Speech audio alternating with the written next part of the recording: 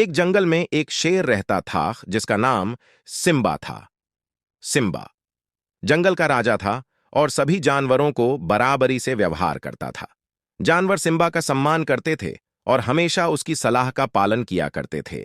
Simba अपने जंगल को अपने 3 बुद्धिमान मंत्रियों के सहारे से नियंत्रित करता था, बूढ़ी लोमड़ी, मजबूत हाथी और चालाक बाज। एक दिन बाज ने सुना कि दूसरे जंगल के जंगली सूअर उनके जंगल पर हमला करने की योजना बना रहे थे।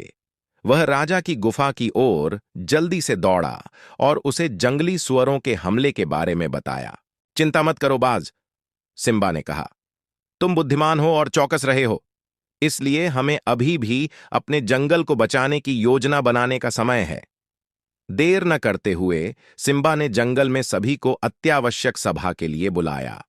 जानवरों ने अपने राजा की बात सुनी और उन्हें समर्थन देने और अपने जंगल को बचाने के लिए जो कुछ भी संभव हो सके करने का वादा किया। कुछ मिनटों के भीतर राजा के मंत्रियों ने हर जानवर को कार्य बांटना शुरू कर दिया। तुम बहुत मजबूत हो, उन्होंने गेंडों को कहा। तुम बहुत चौकस हो और तुम तेजी से भी दौड़ते हो। तुम हमें युद्ध भूमि में मदद कर सकते हो, उन्होंने चीता को कहा। उन्होंने घोड़ों और जेबराओं को सिखाया, तुम युद्ध भूमि पर शस्त्रों को ले जा सकते हो। बंदरों और पंछियों को उन्होंने कहा, तुम पेड़ों के शिखरों से नजर रख सकते हो और अगर तुम किसी दुश्मन को देखो तो हमें इत्तला करो। और पंछी, तुम हर किसी को महत्वपूर्ण संदेश लेकर जाओगे। जंगल के सभी प्राणी अपने कार्यों की तैयारी करने के लिए निकल गए, लेकिन गधे और खरगोशों के पास करने के लिए कुछ भी नहीं था। मंत्रियों ने हंसकर कहा, तुम गधे और खरगोश बेकार हो, तुम मूर्ख हो, उन्होंने गधों को कहा, और तुम आसानी से डर जाते हो, उन्होंने खरगोशों को कहा।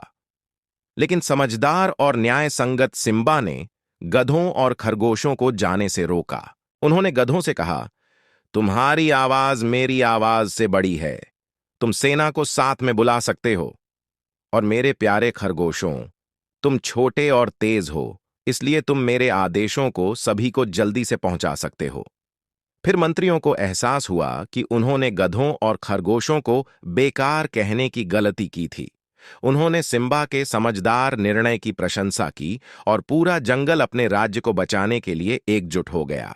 यह कहानी हमें यह सिखाती है कि हर व्यक्ति और प्राणी का अपना महत्व होता है और हर किसी को अपने योग्यता और क्षमता अनुसार सम्मान देना चाहिए।